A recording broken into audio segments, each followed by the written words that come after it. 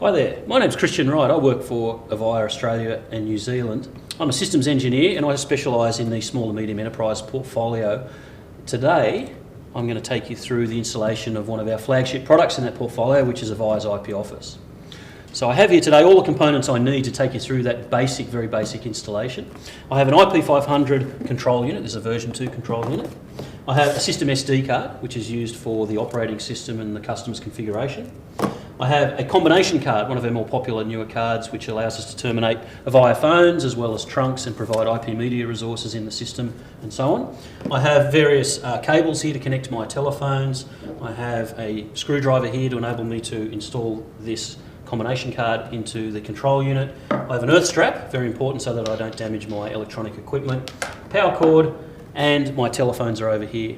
Once I install all of this, I'm going to go make a cup of coffee, and after I make this cup of coffee you should see that the system is operational, up and running, and we'll prove that by placing some telephone calls into those. So with that, here we go. So firstly, I'm going to remove my IP Office control unit from its box. So taking all the packaging out as such. So we'll get rid of that packaging over there. And here's my IP Office control unit. This is how it ships here. It has 4 blank covers over its media bay modules. On the back here, this is various termination points for expansion modules. That system SD card goes in here, and this is where we're going to connect our power cable. Okay, so that's how it ships there. So with that first, what I'm going to do is install the combination card into the chassis here. So this particular slot here, which already appears to be slightly loosened, we'll just loosen that out there, and we're going to install our combination card into that. So we'll just put that aside there for the moment, and we'll take our combination card out of the box. So there it is in its anti-static bag.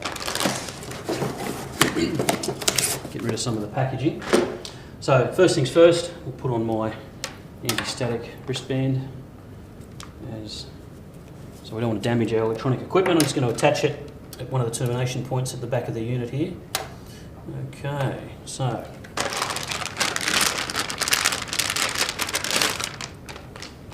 here's our combination card. So this just slots straight into this vacant slot at the front here. So there's a couple of guiding rails in the front.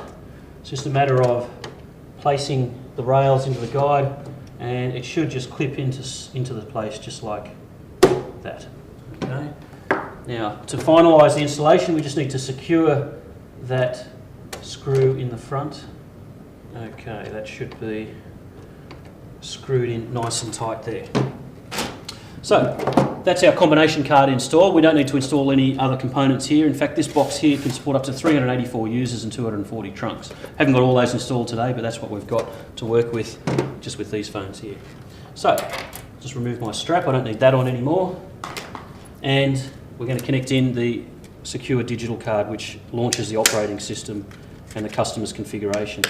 There's a default configuration on this, and as you'll see when we connect the phones, that default configuration will put all the phones into a standard hunt group and give them all extension numbers and assign features straight away. So this particular card goes in the main system SD slot there. Okay, so that's installed there. Right, now telephones. Just take these patch leads and find a digital port, connect a cable. Find another digital port and connect the cable. And this particular one we'll use for our Avaya analog phone. So we find an analog port, and analog ports on this card are slots 7 and 8. So with that cable there, this is our Avaya analog telephone. It's a hybrid system, it supports analog devices. Plug that in there and just put that onto the front there. And we'll take one of the digital connections and plug that into the Avaya digital phone. This is a 1408 digital telephone. Okay. And we'll get the other lead from the digital port and plug that into the Avaya 1403 digital phone. Okay. So we've got our 3 phones there. Last thing to do is connect the power. So we have our power cable here.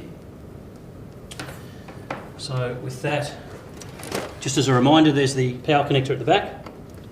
Okay, standard power cable, just plug that in. And the other end obviously goes into the general power outlet. Happen to have one here. And there we go. Now you'll notice the system firing up with the red and green lights there. It's going through its normal boot process and testing some certain parameters and loading the operating system. With that, I'll go away and make a cup of coffee. We'll come back in about 3 minutes and hopefully this will be ready to go. We'll do some phone calls and so on, show you some features to prove it all out. So I'll see you soon.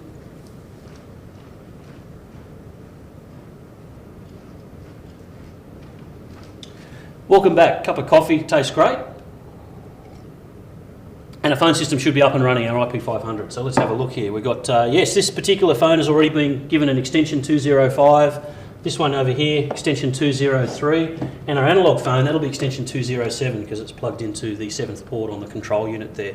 So let's have a quick call there, just test a few things out. We'll dial extension 205. Extension 205 rings. Answer that just by pressing the speaker key and there's our phone call there. So we'll just hang that up there now. And right now, let's test a call which has all phones together, a conference call there. So with that, I'm going to come from extension 205, dial this phone first and then dial the other one. 203, answer that phone there, put the speaker on. That guy's talking there. Now I'm going to place that call on hold, dial extension 207 over here. 207 rings. Take that off there. It's working. And to do a conference call, simple as this. Press the conference key and we're all talking together. So there you have it, folks. That's installing an IP500 from scratch. Simple as that.